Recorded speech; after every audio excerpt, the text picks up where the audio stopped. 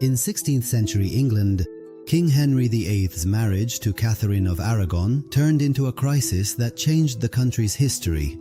Within the royal court, the issue was not merely a family matter, but was tied to the future of the throne and the stability of the realm.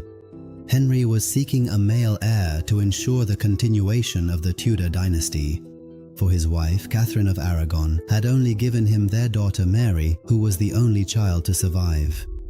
As the years passed, the king began to doubt the legitimacy of his marriage to her, since Catherine had been the widow of his older brother Arthur, which led him to rely on a religious interpretation that considered the marriage invalid from the start.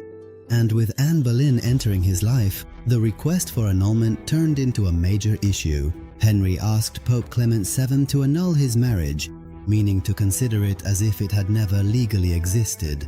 But the papacy did not grant him approval amid complex religious and political calculations in Europe, for Catherine was the aunt of Emperor Charles V, one of the most powerful rulers on the continent at that time.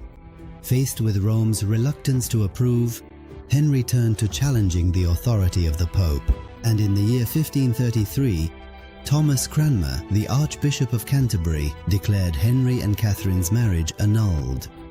After that, the king proceeded to marry Anne Boleyn, and in the year 1534, Parliament passed the Act of Supremacy, which made the king the head of the church in England. Thus, the annulment of Henry VIII's marriage was not merely a personal decision, but rather the spark that gave birth to the Church of England, and the beginning of a new conflict between the throne and the papacy.